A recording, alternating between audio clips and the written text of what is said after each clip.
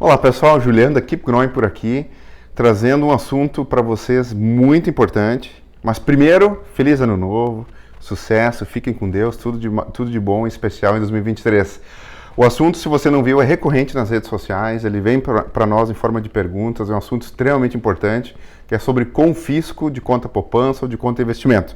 Fica comigo que eu vou te trazer a minha opinião pessoal, se isso é fake news ou é fato. Fica com nós.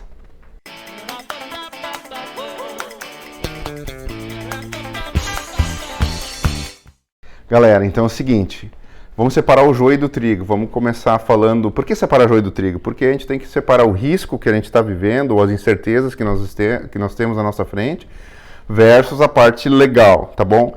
Então, recapitulando, se você já era nascido ou não era nascido na década de 90, em março de 1990, Fernando Collor de Mello, eleito presidente, junto com a ministra Zélia Cardoso, entrou uma medida, né, de confisco das contas poupança e das contas de investimento da época.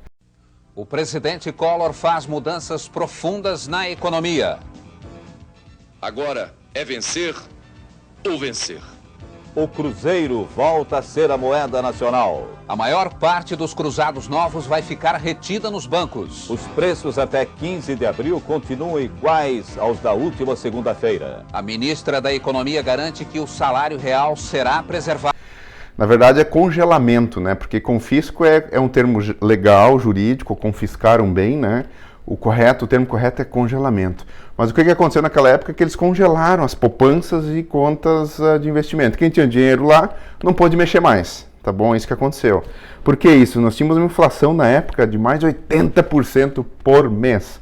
80% por mês.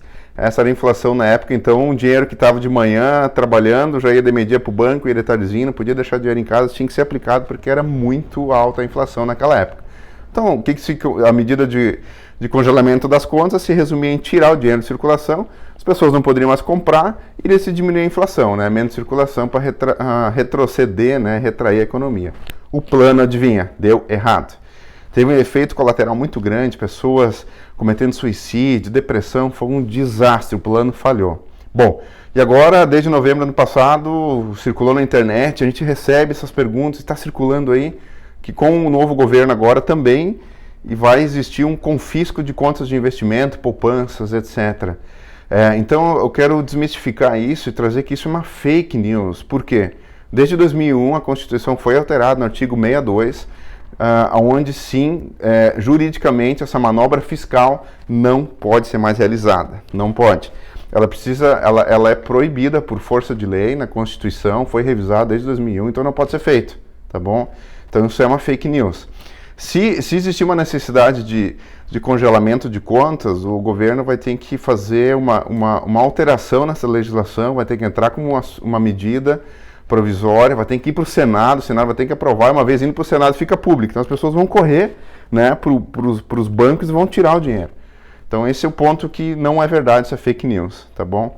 Mas então, como você se protege? Dá para se proteger entrando um pouco para o lado agora do risco país?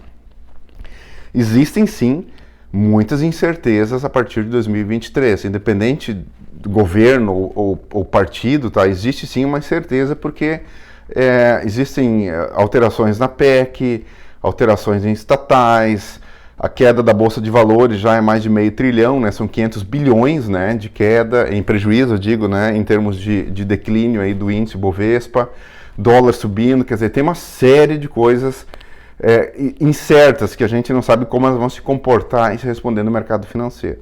Existe um risco, o juro hoje, a Selic, né, 13,75, então, numa suposição que é improvável, tá, ou muito pouco provável, vamos dizer assim, mas digamos que essa Selic fosse a 25%, os juros, né, estivessem muito altos, a dívida externa iria explodir. Então, talvez teria um risco do governo começar a adotar medidas fiscais para conter isso, mas isso é pouco provável. Então, o risco existe, mas ele é pouco provável, a gente tem que ficar de olho na economia para ver como os indicadores financeiros irão se comportar. Hoje, para você ter uma ideia, a Bolsa de Valores, né, na época do Collor não foi confiscada, então como é que a gente vai confiscar a participação societária nas empresas? Não vai.